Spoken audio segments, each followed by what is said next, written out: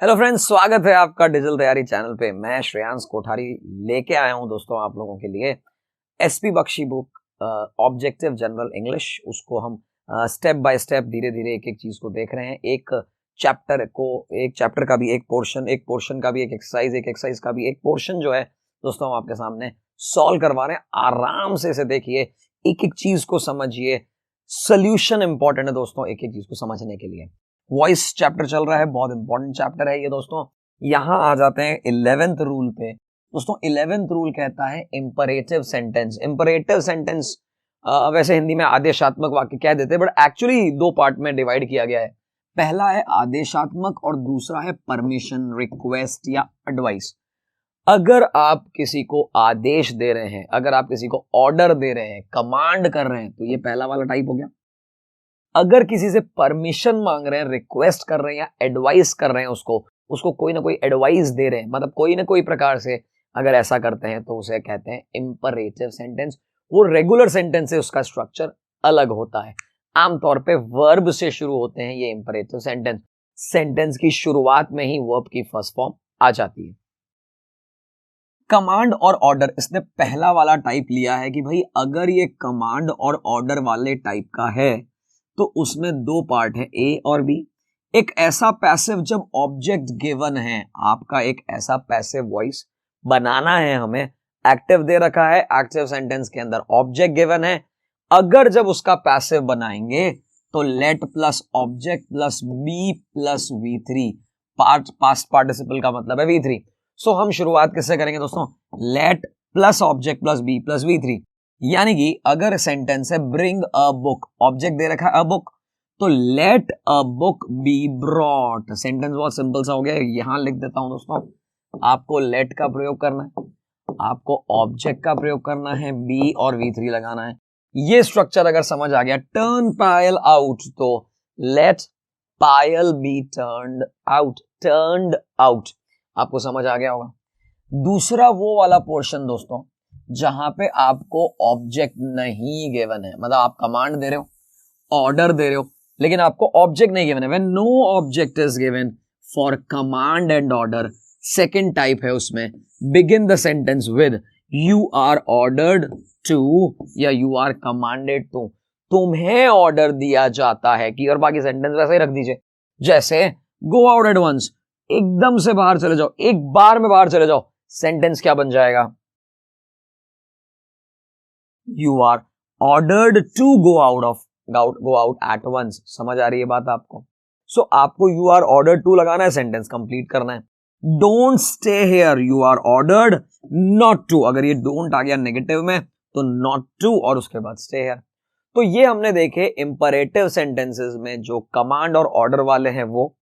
Second portion हम देखते हैं दोस्तों, जब ये परमिशन, रिक्वेस्ट या एडवाइस का केस होता है तब क्या होता है? वेर ऑब्जेक्ट इज गिवन, अगर यहां पे ऑब्जेक्ट गिवन है, उसके अंदर भी मैंने कहा था ए और बी पार्ट होगा, उसके अंदर जहां पे ऑब्जेक्ट होगा तो क्या करना है? तो ऑब्जेक्ट अगर होगा तो object plus should plus past participle. Be लगाना वो भूल गए, लेकिन बी हमें लगाना जरूरी है।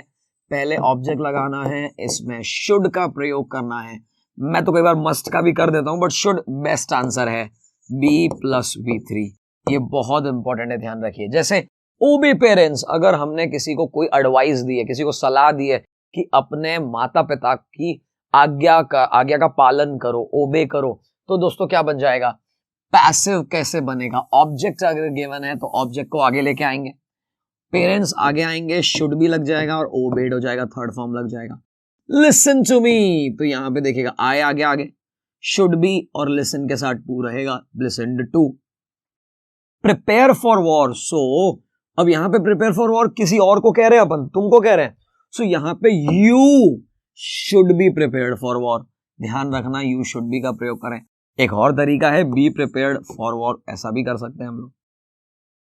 यहां पे ध्यान रखें, इस तरह के वाक्यों में बहुत क्लियरली है लेट इज अवॉइडेड। आप let you be prepared for war नहीं करेंगे, सीधा बोल देंगे बी प्रिपेयर्ड फॉर वॉर। क्या ये बात समझ आ रही है? लेट को अवॉइड करना है।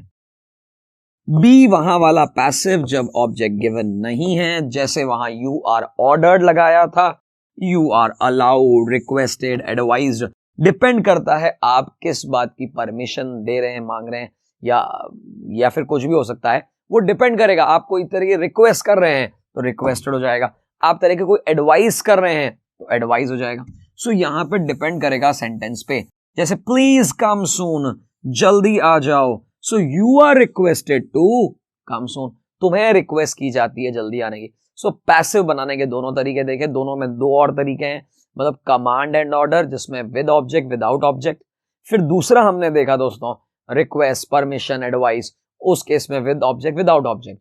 सीधा लिए चलता हूं मैं आपको एक्सरसाइज पे। इंपॉर्टेंट ये दोस्तों, मैंने पहले भी बहुत सारी बार वीडियोस में कह रखा है, आपको थ्योरी पार्ट क्लियर होना चाहिए। वो अपनी जगह पे है, वो अपनी जगह पे है, उसे एक बार ऐसा क्लियर कर दो कि दिमाग में एकदम फिक्स हो जाए।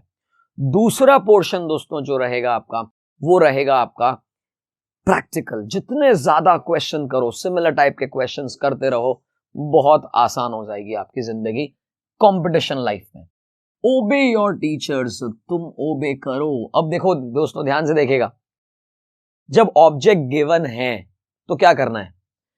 Your teacher should be obeyed. Your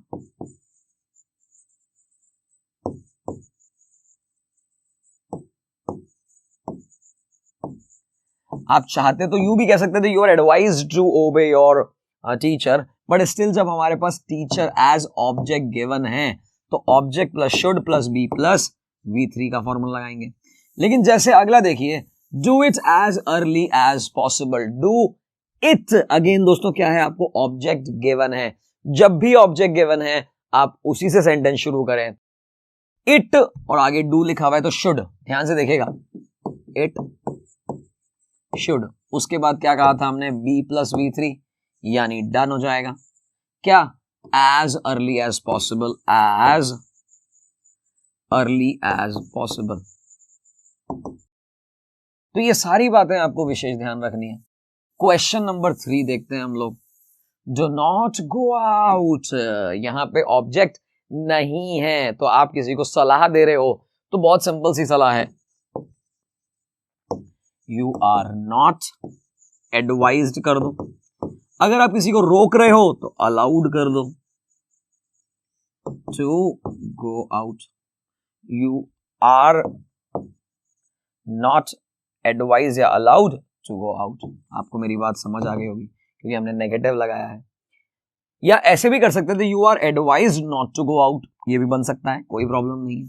आगे देखते हैं, क्वेश्चन नंबर 4 पे आ जाइए।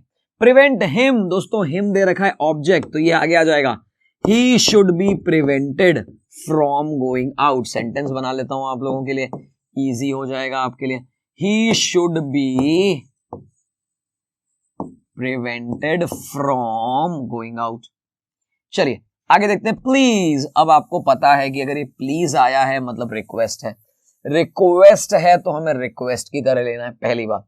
दूसरी चीज जो बहुत इंपॉर्टेंट है वो ध्यान रखिएगा, एंटर बाय दिस डोर का मतलब है आपको वर्ब गिवन है लेकिन ऑब्जेक्ट नहीं गिवन है।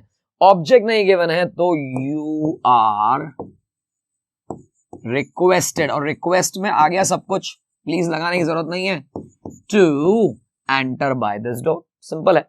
आपको अगर कोई रिक्वेस्ट कर रहा है तो you are requested to, to के बाद वर्ब की फर्स्ट फॉर्म, ऑब्जेक्ट खत्म कर लीजिए उसे। आगे देखते हैं दोस्तों,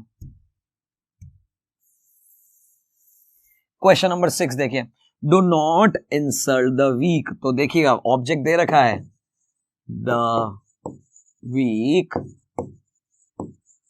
शुड नॉट बी इंसल्टेड। मेरी बात समझ आ रही होगी आपको, द वीक क्योंकि ऑब्जेक्ट दे रखा है, शुड प्लस बी या नॉट बी लगा दो, इंसल्टेड कर दीजिए।